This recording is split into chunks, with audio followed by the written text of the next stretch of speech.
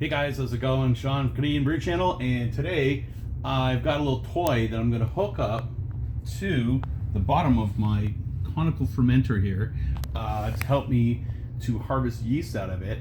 And I'm really excited to show you guys what I have. It's a pretty cool little tool, but with no further ado, let's get looking at this new tool. Cheers.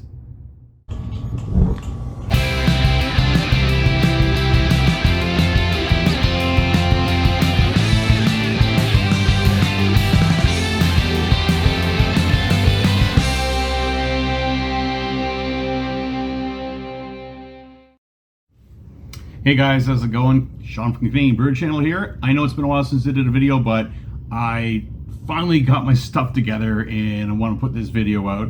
It's not going to be a brew day. I did start a brew and I'm going to show you later on in another video a few things that I'm doing now to try and improve how my beers are and actually how to harvest yeast. Now, speaking of harvesting yeast, I did get myself a new toy right here. This here is called the diaphragm valve.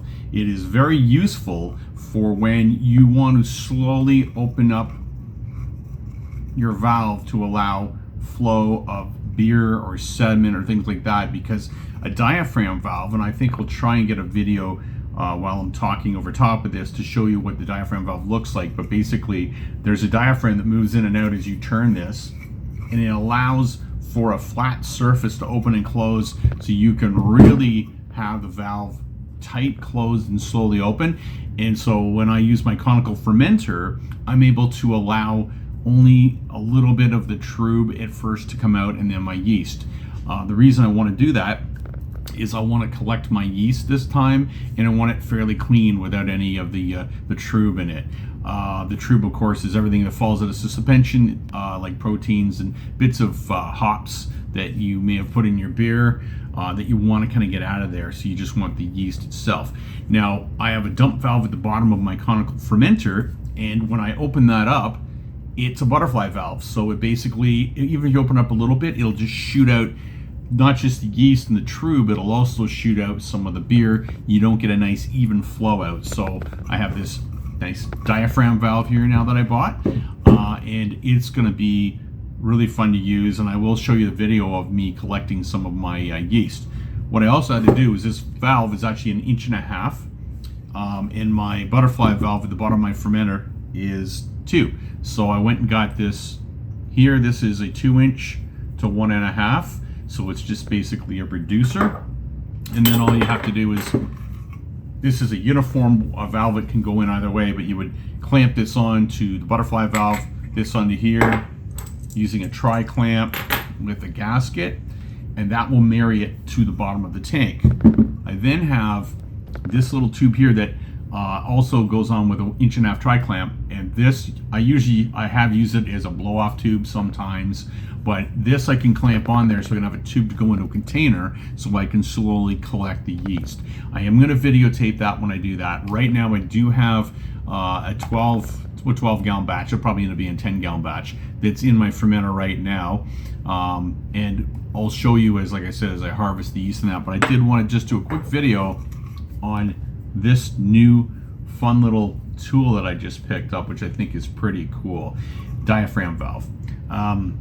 Look it up online. It's not an essential tool to have, but I thought, you know what, I want to start collecting my yeast from the bottom of my conical fermenter, and I tried before without it, and it just pushes out too fast and the beer gets mixed in with it.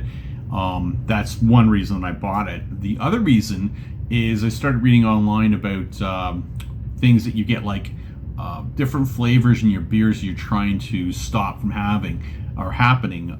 Like one thing, when you're making like a New England IPA and you're using a lot of hops, you can end up getting things like hop creep, which is where the hops that you put in after you've already fermented and it's been about 4 or 5 days, and you put them in there, and you basically want those hops to sit there and allow the oils to come out so you get the nice flavor. There's actually enzymes inside of the hops that can cause the yeast to wake back up and then start to ferment again, but they won't ferment all the way out because you're at a cooler temperature. You can cause it to get this, there's this weird smell that you get. It's it's almost like a popcorn smell to it. I don't like it. And they call it hop creep.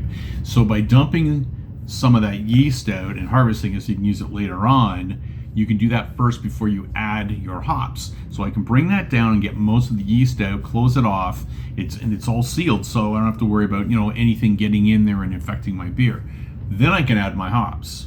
The next thing I can also do is, once I've had the hops in there for a few days, I can actually hook up to the end of this tube.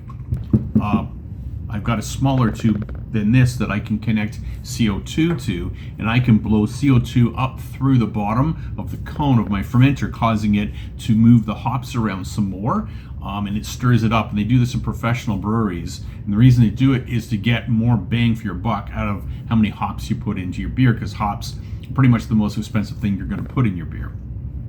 So this tool will help me aid in that as well, which will be really cool, and I'm going to videotape that as well.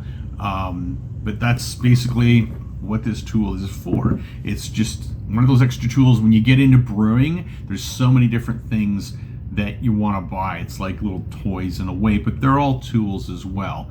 So I'm excited to have my diaphragm valve here, and I hope you guys enjoyed just this quick video on how this diaphragm valve will help me out with my brewing, and I will show another video with this actually being used in place of my conical fermenter. So thanks guys for watching. Watch out for more videos. Please subscribe, and I'm going to try and get more videos out than it's been in the last few months.